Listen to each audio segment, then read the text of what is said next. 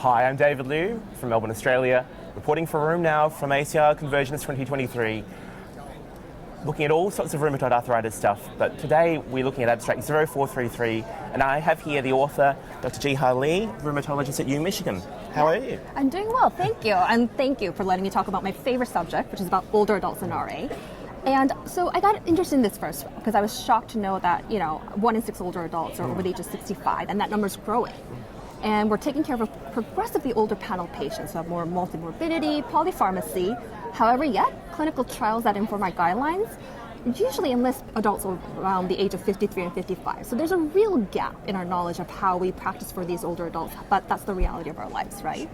And I also discovered the prevalence of RA is not only increasing, but there's a small group of older adults who are newly diagnosed with RA over the age of 65. So I used Medicare data to kind of get an understanding of who these older adults and are they getting the right treatment that they need. And I gotta say, I was a little disheartened. Are they getting the right treatment? No, they're not, because only about a third of RA patients after a real diagnosis of late onset RA and being followed by a rheumatologist for the most part are only getting DMARDs about 30% of the patients. And what's astounding is among those who are not getting any DMARDs, about 10% are getting steroids only for more than 6 months at a high dose of 7.5 or more, which a lot of our colleagues have shown repeatedly over the years that is really harmful. So I just want to stop there. I would presume that all of our rheumatoid arthritis patients would get DMARDs. Regardless of the age, you wouldn't think there'd be any reason not to have them on DMARDs. But only 1/3 in this large national cohort are on DMARDs. Yes. Where is this all going wrong? How does this happen? Well, I think there's a number of reasons. So we call the people diagnosed before young onset RA, right? So those 70-80% of them are on DMARDs. And because they're diagnosed at a young age and their multimorbidities are developing alongside, I think physicians, we have less resistance in terms of how to make those modifications. But when you're an older adult who has, again, more multimorbidity, polypharmacy, often frail, and again, we're swimming in the area of no data. Like, how do we know what the drug-disease or drug-drug interactions are going to be? So there's a lot of hedging to go on. I mean, just take methotrexate for an example, right? Older adults have more chronic kidney disease. That's our reference or go-to drug. And if we don't start there, and that's the drug that allows us to keep on anti-TNFs, where do we go? What do we do? Sure. So these people are just swimming along on steroids, low-dose steroids, sometimes high-dose steroids. Unfortunately so. And we just think that this is acceptable standard of care? I don't think we think it's acceptable, but I think it's that there's not enough emphasis placed on, and we don't have enough guidance on how best to care for older adults, nor do we really know to have a directed conversation with our older adults to elicit their goals, preferences, and see how do we make that trade-off. So is this primary care who's complicit in this, who are the ones, or is it rheumatologists?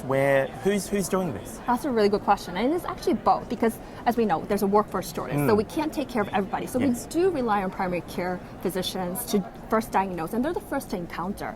And the good news is they're very good at initiating conventional synthetic DMARDs, actually to some degree comparable to us.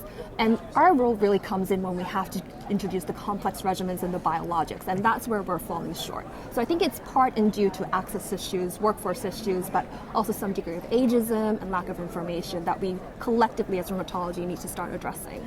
So you've published other data looking at the way that rheumatologists prescribe, and I guess implicit in that is ageism in the way that they prescribe for older adults. Do you want to tell us a little bit about that? Yes, I mean, ageism is an ism, and ageism is often at the intersection of racial ethnic disparities as well. You bring in that low socioeconomic status, so it really marginalizes older adults, and they're underrepresented in studies. So we're really trying to understand how ageism impacts care. So actually, a plug-in for my colleague, Una Macris, is doing a survey on ageism. So if anybody's interested, we would really evaluate and value your input in that. But I think it's an area that we, in the context of DEI, ethics, research, education, that need to start looking at it to see how we behave. Because not only is it our patients getting old, our rheumatology workforce is getting old. 20% over the age of 60.